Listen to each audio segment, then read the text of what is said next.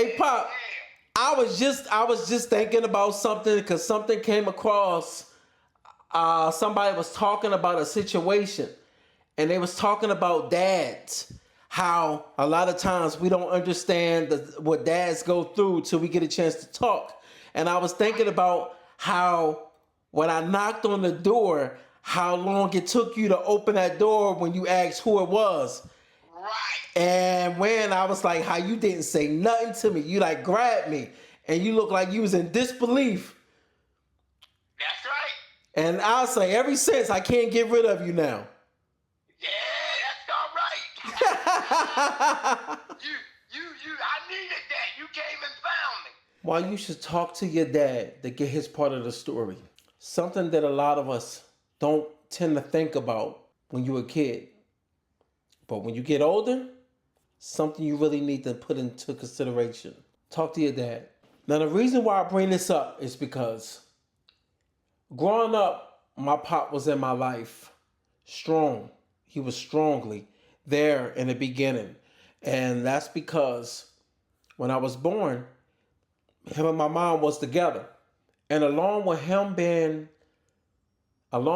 and my mom being together, I end up seeing a lot of my dad. I didn't know anything different. And that's what caused the bind between father and son, me and my pop. Like just growing up, I loved the things my pop used to do and how chill he was. I didn't really see him get angry a lot. And for some odd reason, I just never seen that side of him. I don't know why.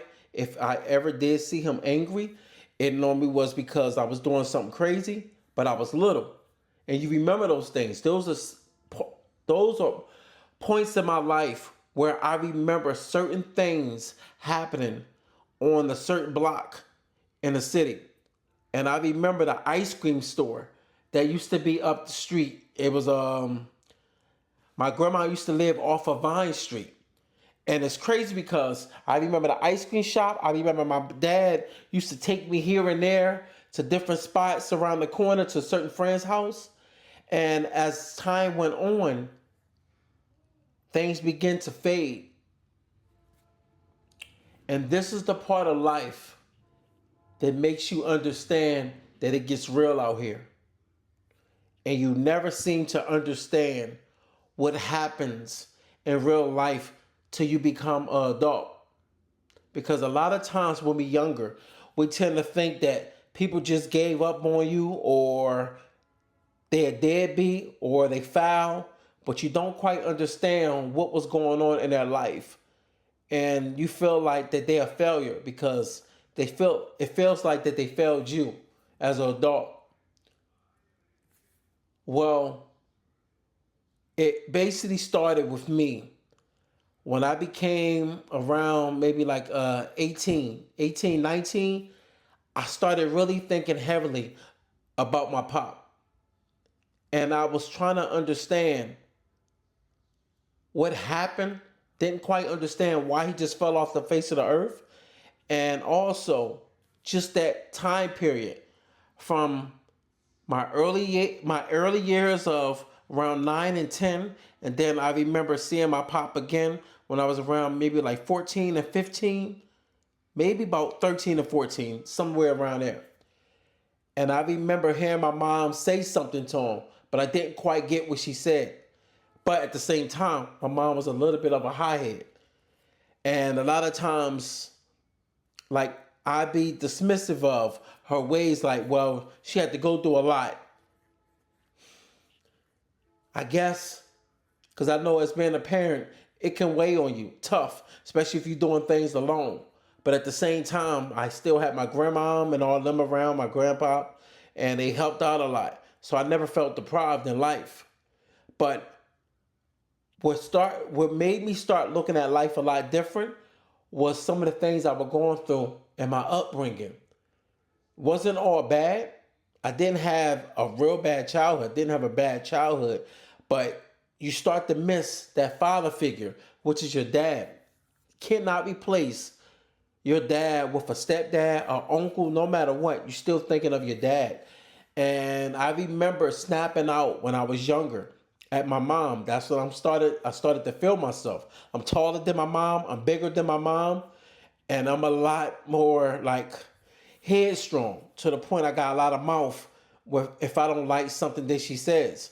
And a lot of times, like growing up with just my mom, like a lot of guys out here, she always thought that hitting me was doing something, and it did nothing for me but made me start getting more angry and starting to rebel a lot more. I started doing less listening.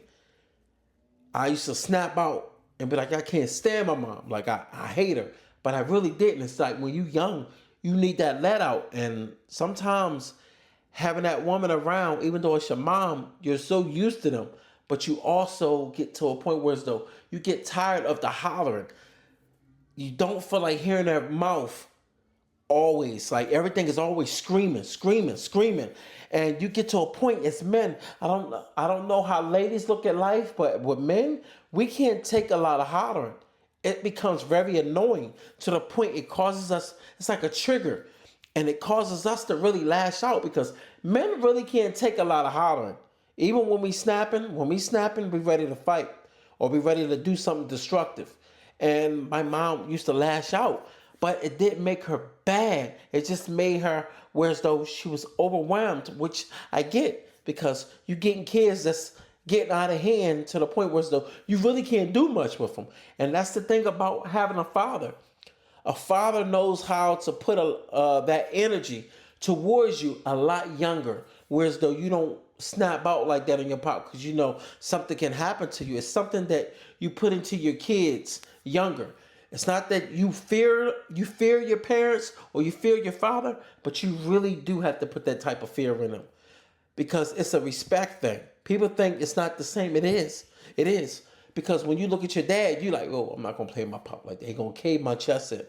And at the same time, even if they don't have to do it, it's the voice and the strength. Because I remember even growing up, not listening, my pop used to grab me. And when he grabbed me, I felt how he squeezed my arms. Like when he was holding me, and he said, yo, didn't I tell you to stop doing that? And you could feel that strength. That strength speaks 1,000 words. Women do not understand what that means for a man to be grabbed by another man and it's your dad and I call it the death grip, but it's not a death grip. It's that grip of, yo, you can understand how things can go bad for you. And so as I got around maybe like 19, 20, I end up looking for my pop. And in the midst of looking for my pop, I end up finding him going to the old house of where my grandma used to live. And in the midst of doing that, I end up missing my pop like I did. He wasn't there. But for some odd reason, no one answered the door. But I'm like, damn, the house still here. I ain't been here in years. I thought I wouldn't be able to find the house. What was crazy is I couldn't find the house, but I knew what block it was off of. For some odd reason, I do not know why I still remember the block. It's just something that was up here. And I went back to the block and I'm knocking on the door and I'm like, there ain't nobody answering. So what happened was I went back a couple weeks later. Now, mind you, when I went back this time, it was different. I knocked on the door and something told me, keep banging on the door. I kept banging on the door. He still did not answer and there was nobody there, which I don't think nobody was there. But this is what happened. A neighbor from a couple doors down came outside and they looked at me. And the way they looked at me, it was as if they knew me. And it was weird because I'm looking back at them. So I screamed down to them. And mind you, this is in Philly. So you know, like when you out and about, any city is different, but the country's different, you know what I mean? But especially in the city, Philly, like it's not friendly. Nobody's just saying anything to you, especially when they don't know you. But this was a lady that actually opened, like she was on the porch, she was looking down at me. And as she was looking down at me, staring, I just looked over at her. And then I'm just sitting on the porch, like I'm not sitting, but I'm standing. But my car is like I'm not parked, but I'm a little bit out of the street, almost parked, but not really. And she looking down, and she proceeded to say, "Hey, who you looking for, Butch?" Yo, when I tell you, when she said that, I'm gonna tell you something. Yo, it strike the core. When she said, "Are you looking for Butch?" That's my pop's nickname. When I tell you, I thought he might have moved, but I'm like, yo, I'm gonna just try my luck again. And when she said that, yo, when I tell you, my heart was beating 1,000 miles. Like I can tell you today that feeling. Yo, it was a different feeling. So when I looked down, I said, "Yeah, I'm looking for Butch. You seen him?" They like, "Who you?" I said, "I'm an old friend." And when she said, "You're an old friend," I was like, "Yeah." And I was like, "I was looking for him. I ain't seen him in years." They said, "Oh, okay." They said, "Yo, I ain't seen him in a couple days." I knew right then and there. I'm like, damn, he still live here. So when I told her, I was like, all right, I said, "You know what?" I said, let him know his friend came past. I said, just let him know. And what happened was, she's like, "What's your name?" And I don't remember. I don't remember. I thought I told her my name. I can't remember. I was more so scared. I don't know why I was scared. Why? Probably because I didn't see my pop in years. And at the same time, too, I was also scared of the what ifs.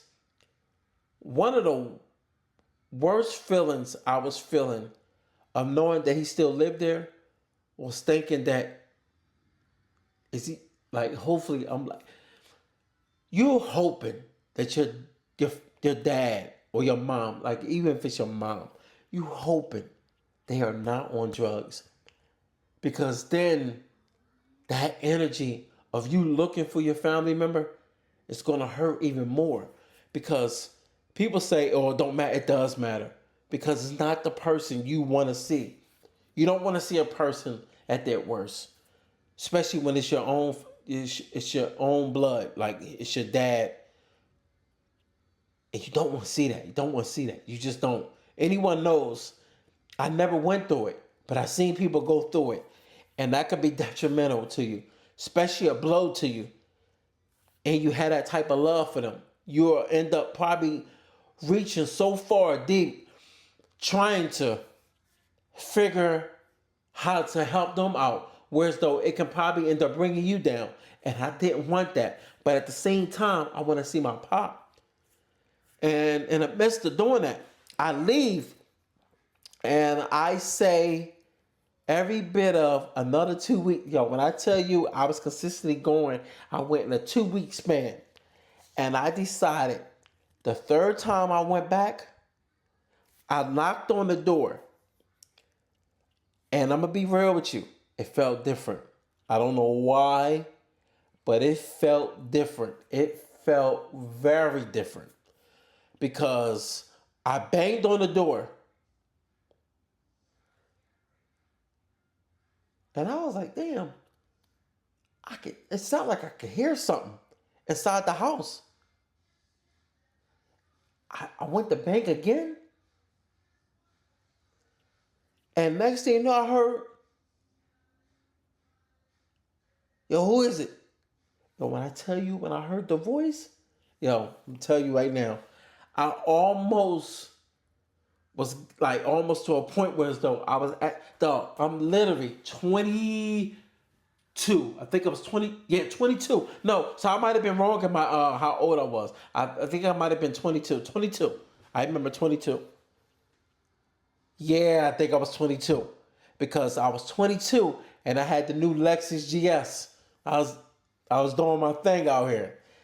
Yeah, I was 22 because I remember when I banged on that door And he answered, "Who is it?" I had a feeling that I was about to break down and cry. But I'm like, oh, damn, that's my pop. I knew it was him. I knew. And I'm going to tell you how I know. I heard his voice. When he said, that's how I knew. Wait a minute, he got his voice. It's weird. Some people, it might not be weird, but anybody know if they haven't seen a parent in a long time, you think you might not know your parent, yo, everything comes right back. Come right back. Like you didn't even miss a step. And he opened the door. Because when I say, it's Brian. When I say, you can tell he felt some type of way. Because it took maybe a good 10 seconds. 10 seconds is long. It got quiet. And then next thing you know, he opened the door. He just looked at me. He looked at me. Yo. He looked at me and he grabbed me. He didn't even say nothing. He just grabbed me and he like grabbed me and squeezed me. And he was like touching my arms and everything. And then he just grabbed me and squeezed me. And I was like, "What's up, Pop?" He didn't even say nothing back. He just looked at me and did this. This is what he did. And I looked at him again and I just gave him a hug.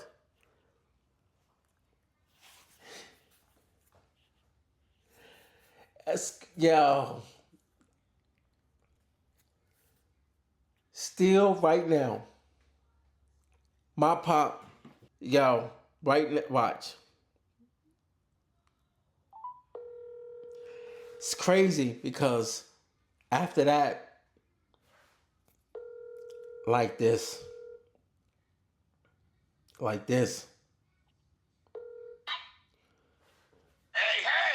Yeah, I'm down here around. I'm in Merwin. I'll be crossing over the Virginia state line in about another 20 minutes. Got you, Pop. Hey, Pop. Yeah. I was just thinking about something because something came across. Somebody was talking about a situation, and they was talking about dads. How a lot of times we don't understand what dads go through till we get a chance to talk. And I was thinking about how when I knocked on the door, how long it took you to open that door when you asked who it was. Right. And when I was like, how you didn't say nothing to me. You like grabbed me and you looked like you was in disbelief. That's right. And I'll say ever since I can't get rid of you now. Yeah, that's all right. I needed that. You came and found me. Hey, look, Pop, but yo, you know what was crazy about that situation? You wasn't driving no more, and we got that stuff back together, boy. That's right. Life is beautiful, baby.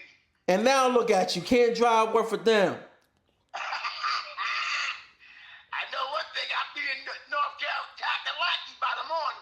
Yeah, but go and do your thing, Pop. I'm gonna go and finish up here, but I love you, Pop. Love you too, man. I'll let you later. All right, Pop. All right. Talk to you. All right. This is what we talk about, man. This is why you have to get out here and talk to your parents, whoever they may be, because you never know what they went through. And I can tell you just for a fact, some of the things I went through in life, I used to blame all on the parent that wasn't there. But in actuality, some of the things I was going through was because I needed them. But it was some things that were going on the, how can I put it? I found out later on that my pop was trying to be involved. But anyone knows that when somebody is going through financial state, I used to always hear, I'm not blaming my mom, but I used to hear my mom say, it don't matter what you're going through. You still there for your kid. But I remember when he came around, it was always money. And I get it. Kids need money. But what tends to happen is in the world that we live in, it's no compassion, it's no help, it's no shoulder men can lean on. It's all about what can you do. Whereas though a lot of women do have a lot of help. And I can tell you growing up, even when my mom traveled for work and she took care of me, but she couldn't have me with her at all times because she was traveling for work and she been in the working in government all this time. And I ended up being with my grandpa, my grandma, and you think about that. That means she was getting help. My pop had nobody. So when you look at people that's going through hard times, what shoulder do they have to lean on? Not many. And that's due to the lack of help of anybody being able to look out for someone and say, hey, I see you going through some hard times. And going through those hard times, it made me understand what my pop was going through. Because when I was born, I didn't know the changes started happening when I was born. When I was born, my grandpa actually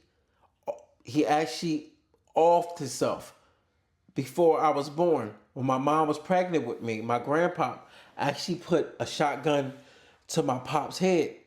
I don't know what happened, but from what I know, my pop was messing with somebody young. And what the story is, I was told, he started messing with drugs, having somebody young. And my grandpa and my dad happened to have a company together in trucking. And in the midst of that, they had the father and son bind.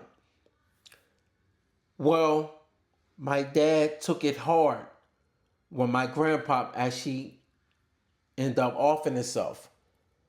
And when he offed himself, they said after that, my pop wasn't that he was off, but you think about taking a parent away, a parent that you tight with, they end up going through crazy times and they end up offing themselves. So that's premature because you leaving here not from natural causes. You just chose to be selfish and do that. And my pop did not take good to that. So it ended up hurting him mentally, but at the same time, my grandma, which is my pop's mom, she actually used to, from what I know, she did a lot of stuff for the mob. And I don't know what she did, but it was obviously some things that she was doing that was in the background that kind of caught up to her. And by her being in Philly, anybody know South Philly is the high mob area. And whatever she did, she ended up bouncing. She went to Atlanta. I don't know what it is with Atlanta. Everybody like to run there. Well, I never got a chance to meet my grandma. So when I got a chance to talk to her, that was after me and my pop linked up. Because I only knew my great-grandma. I used to see my great-grandma all the time. So when I got a chance to talk to my grandma, I got a chance to see how foul she was. I love her. Kinda. I don't really know her, so I don't want to say I love her. I think that's just something I'm saying because I love my pop. But at the same time, I love my pop to death. It's as if he never left. And that might be why I love him so much, was because I grew up with my pop. I think that's probably why. I think that's the most valuable thing right now in life. If you're not growing up with your kid, The beginning phases, you don't get that bond. It's hard to get that bond because you got to remember when you little, you see your dad, you looking up to your dad. That's your figure, and that's what happened. I ended up growing up with my pop, but I remember just like I was saying, talk about my grandma. My grandma was a shyster. Like she did a lot of crazy things, so I only know so much about her. But then she also did something foul to my pop, and that happened a couple years before, she passed away. And it just made me realize how much of my family that I did not know. I'm finding out things in my family that happened late in life. I even met my sister. I met my sister at 24. And, and me and my sister, good. Good. We don't talk every day, but we good. We good. We're not on the outs. Call her up. I was just talking to her the other day. Love her to death. And what's crazy is she do anything for me, and I done did things for her. It's like we had not missed anything. But this is the weird part. I lived 20 minutes from her. Never ever in my life ever seen her. It's crazy. Anybody know the Ardmore area? The Ardmore area of PA. It's up there in Lauren Marion where Kobe Bryant is at. Mind you, I lived off a city line, but I lived on the West Philly side. Now think about this. My actual sister is actually 20 minutes away from me. I probably rode past her multiple times. Never seen her. Never seen her. And now we tight as hell. So for anybody that's looking to ever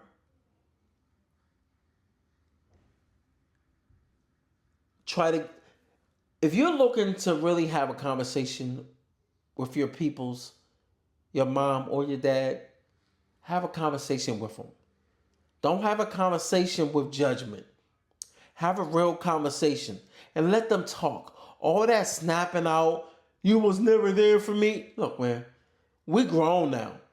And when you become an adult, you start to understand that it is way more than life than what you think it is. You don't know the things that people went through. You don't know the trials and tribulations. You don't know what kind of mental stuff they were going through. Because I'm going to tell you something.